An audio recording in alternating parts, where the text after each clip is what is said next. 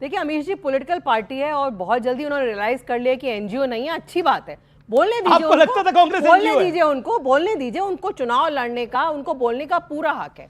लेकिन इस समय हम सब मिलके जो विपक्ष की भूमिका है वो मजबूती से निभाएंगे। भारतीय जनता पार्टी गलत फहमी में जी रही है। आप तो इनको इंडिया अलायंस से बाहर कर रहे थे कांग्रेस को, आप तो कांग्रेस को इंडिया अलायंस से बाहर कर रहे थे, आप खुद दिल्ली से बाहर हो गए।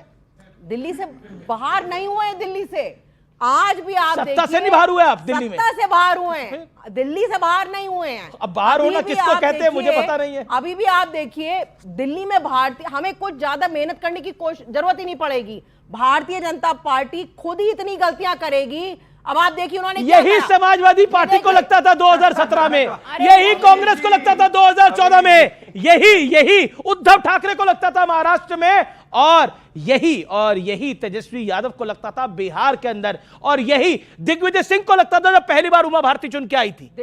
ये जब पहली बार बीजेपी की फुल फ्लैश सरकार आई थी मध्य प्रदेश के अंदर, तो ये गलती मत करिएगा। ये जो दिल्ली, ये सलाह है मेरी आपको। देखिए दिल्ली के लोगों को इन्होंने जो प्रॉमिसेस किए हैं ना, इन्होंने कहा यमुना मैया को साफ करेंगे, हमने देख लिया कि इन्होंने गंगा मैया को 40,000 करोड़ खर्च करके कैसे साफ किया, 2500 महिलाओं के अकाउंट में आएंगे, गर्भवती महिलाओं को ये देंगे, और क्या क्या जो उन्होंने वादे कर रहे हैं वो एक एक वादा आम आदमी पार्टी के विधायक उनको दिखाते रहेंगे, गिनवाते रहेंगे। अमीश भाई, जिस सिद्धांत को ये लोग फॉलो करते हैं वहां तलाक लेना भी आसान है, तलाक तलाक तलाक, खासकर मोदी जी ने तो उस तलाक को भी कठिन बना दिया है।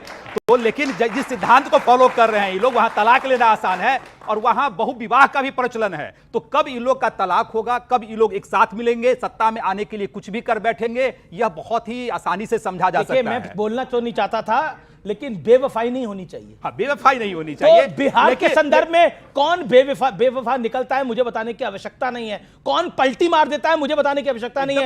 एक दिन पहले किसी और के साथ और अगले दिन किसी और के साथ। बिहार में अमीश जी बहुत आसान है, बहुत स्पष्ट है, बहुत क्लियर है, क्रिस्टल क्लियर है। बिहार में जो क्लियर दिखता है वो कभी क्लियर नहीं होता है। वही तो होगा ना। आदरणीय प्रधानमंत्री जी के नेतृत्व में लगातार 2 बजट में बिहार को जितनी योजनाएं मिली है, चर्चा को समाप्त करके निकले और ब्रेकिंग न्यूज आ रही हो, हैरान मत होइए। नहीं। राजकुमार भाटी, देखिए पॉलिटिकली वाद विवाद होते रहते हैं, लेकिन देखिए एक बात माननी पड़ेगी, 240 के बाद ऐसा लगा था कि बीजेपी का एक डाउन ट्रेंड आएगा, लेकिन हरियाणा ने वो डाउन ट्रेंड को समाप्त किया और फिर महाराष्ट्र में बहुत भव्य जीत आई, जिसमें ब्लेम समाजवादी पार्टी पे आदित्य ठाकरे ने डाला, बोला कि सपा बीजेपी की बी टीम की तरह काम कर रही थी। दिल्ली के अंदर आम आदमी पार्टी ने बोला कांग्रेस बी टीम की तरह काम कर रही थी। तो मैं ये समझ पे नहीं आ रहा कि आप लोग एक साथ हो या एक साथ होने का नाटक कर रहे हो। नहीं, हम एक साथ ही हैं और एक साथ ही रहेंगे आगे, और जो कांग्रेस और आम आदमी पार्टी में थोड़े बहुत मतभेद हैं उन्हें दूर करने का काम भी समाजवादी पार्टी करेगी। इन दोनों को मिलाया जाएगा, सब इंडिया गठबंधन के दल एक रहेंगे। बिहार में अभी एक रह के भी दिल्ली में इन्होंने लोकसभा में क्या कर लिया था, मतलब जीत तो नहीं पाए थे, 7 में से एक भी सीट। हार जीत तो राजनीति में लगी रहती है, राजनीतिक आदमी ना कभी हार के निराश होता है और न जीत के बहुत ज्यादा उछलता है। अमित शाह जी और मोदी जी को बैसाखी पे ला दिया था, ये किया था इंडिया। लेकिन बिहार में अभी एक सर्वेक्षण आया है, अभी एक एजेंसी ने सर्वे किया है, 41% लोगों की पहली पसंद तेजस्वी यादव हैं और नीतीश कुमार जी को लगभग 21% लोगों ने पसंद किया है।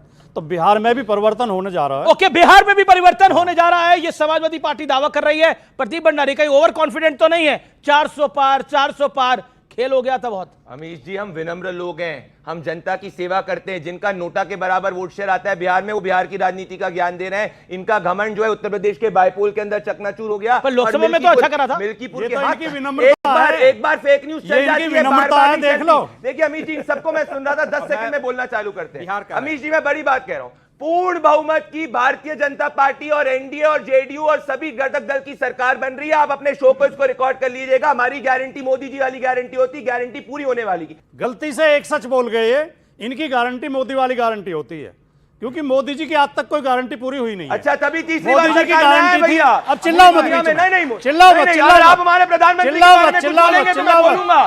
तीसरी बार दुनिया में कोई प्रधानमंत्री चिल्लाओ नहीं अमीश जी, दुनिया के के माहौल के परेशान मत कोई भी नेता जो नहीं कर पाया है, प्रधानमंत्री नरेंद्र मोदी। ओके, मोदी जी ने गारंटी दी थी 2014 में काला धन लेके आऊंगा, 15 लाख अकाउंट में डालूंगा। मोदी जी ने गारंटी दी थी 2 करोड़ रोजगार हर साल, 17 करोड़ रोजगार। मोदी जी ने गारंटी दी थी किसानों की आमदनी दुगनी करूंगा। मोदी जी की कोई गारंटी कभी पूरी नहीं होती है। 35 रुपए अच्छा। लीटर पेट्रोल, रुपया की कीमत डॉलर के बराबर, कोई गारंटी आज तक पूरी हुई नहीं है। जवाब दे लेकिन दूं फिर भी मैं? जनता वोट दे रही है। हाँ, वो इन्होंने आज बहकावे में आ जनता जाते का हैं। अरे पर 15 साल से मैं जवाब दूं। हिंदू अमीश मुसलमान, जी, पर जनता अमीश क्या कह रहे जी। हैं? नहीं एक सेकंड, धर्म पर के- फिर भी जनता वोट दे रही है, 15 साल से वोट दे रही है। अमीश जी, और आप कह रहे हैं ये बहकावे में आ रही है, धर्म ये के- जनता बहकावे में आ रही है। अमीश ये जी, जनता, आप लोग मेरा बहकावे में आ रहे हैं, कौन समाज राय देना के चाहते हैं? ओके, क्या आप बारे- खड़े होकर 28% बोलिए। आप लोग बोगस बहकावे में आ रहे हैं जो राजकुमार, एक सेकंड, राजकुमार भाटी ने बोला खड़े होकर बोलिए, आप लोग बहकावे में आ रहे हैं? बिल्कुल भी